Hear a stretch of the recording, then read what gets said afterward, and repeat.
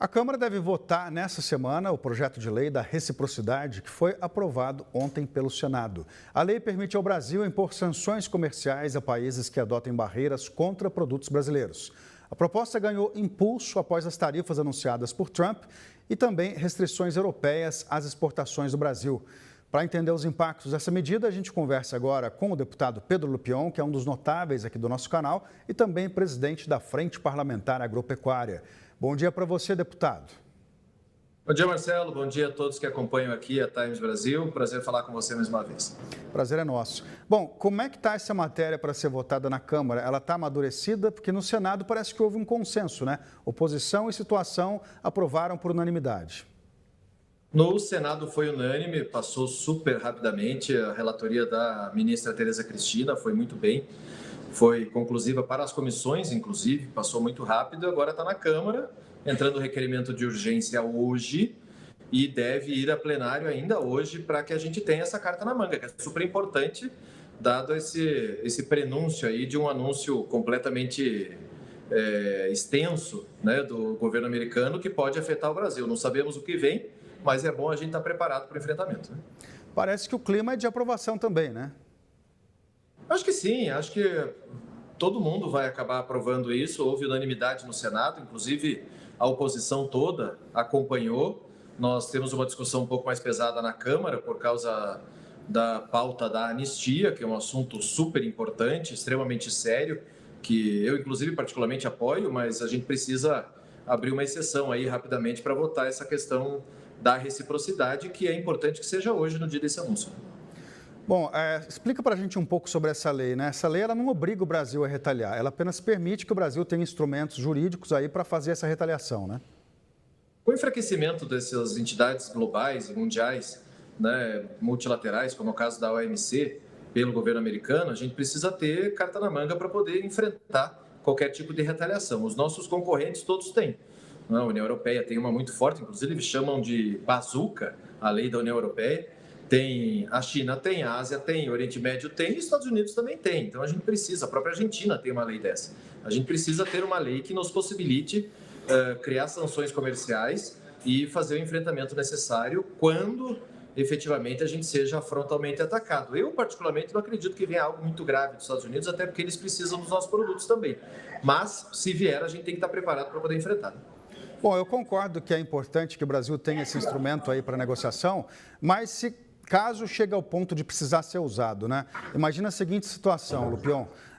O Trump já está falando em aplicar tarifas como uma forma de equalizar aí as tarifas, né? De reciprocidade também.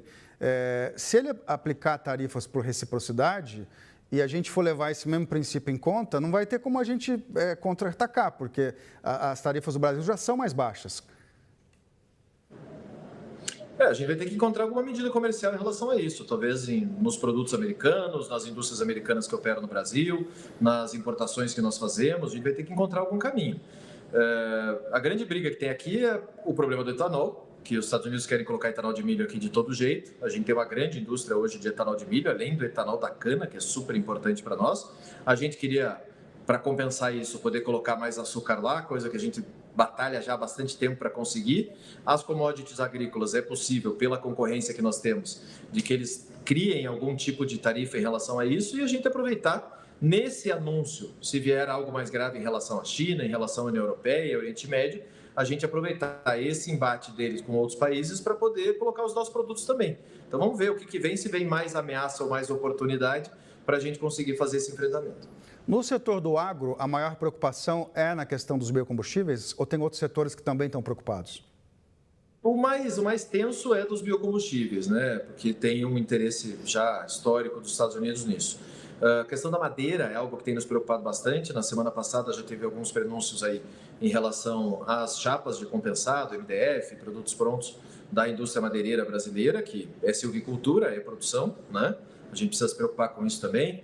Pode ter algum tipo também na questão das commodities, que obviamente a gente concorre com eles mundialmente na venda para outros países, isso pode gerar algum tipo de problema. Agora, toda e qualquer matéria-prima afeta também o agro, né? Quando você fala em aço, fala em alumínio, isso tudo a gente precisa também para a construção de máquinas, para silo, para armazenagem, para os nossos equipamentos. Então, tudo afeta meio que direta ou indiretamente. Agora, diretamente para o agro, o que a gente mais tem ouvido são proteínas, etanol, biocombustíveis e a questão da madeira, que já está muito bem falada. Queria saber como é que você está vendo a articulação do governo, porque a gente viu notícias hoje de que o governo está meio dividido, né? Que tem uma ala que prega essa negociação cautelosa que está sendo feita aí pelo vice-presidente Geraldo Alckmin, tem outra ala que pode estar pensando aí que a gente deve aplicar medidas um pouco mais agressivas, né? Para impedir prejuízos grandes para a nossa indústria, mas até agora a postura do governo tem sido de fato de cautela, de tentar negociar nos bastidores aí sem fazer muito barulho. Como é que você está vendo essa estratégia? Marcelo, eu tenho muita fé no Itamaraty, sabe? Independente do governo que esteja, A ou B, uma política de Estado do país, a diplomacia brasileira sempre foi muito respeitada mundo afora.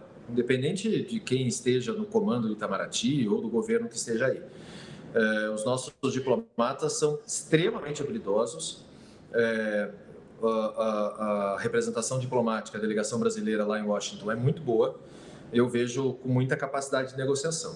Agora, a gente precisa entender qual que vai ser a decisão política do governo. Na semana passada, o ministro Haddad foi bem cauteloso nas colocações e também na maneira como colocou a possibilidade de retaliação nos Estados Unidos. Tem alas dentro do governo, bem como você disse, que querem uma retaliação um pouco mais forte. A gente não pode armar briga com a principal economia do mundo. A gente precisa ter argumentos e ter muita cautela nas condições que a gente coloca. Eu boto muita fé na diplomacia brasileira e acho que estão todos muito preparados para fazer esse tipo de negociação. Eu queria te repetir uma pergunta que eu já fiz assim outras vezes, mas eu acho que é bom a gente revisitar o tema agora que está no dia em que os Estados Unidos podem anunciar tarifas, que é o seguinte: que mercados você acha que o Brasil pode conquistar com produtos agrícolas, caso haja um endurecimento aí da política dos Estados Unidos e caso outros países se fechem para os produtos americanos agrícolas? Veja, eu acho assim, Marcelo, China é algo que já está acontecendo, né? 4 grandes empresas americanas deixaram de entregar seus produtos para a China. Aliás, a China deixou de comprar e passaram a comprar aqui no Brasil. Então, a gente tem a oportunidade de abrir ainda mais o mercado chinês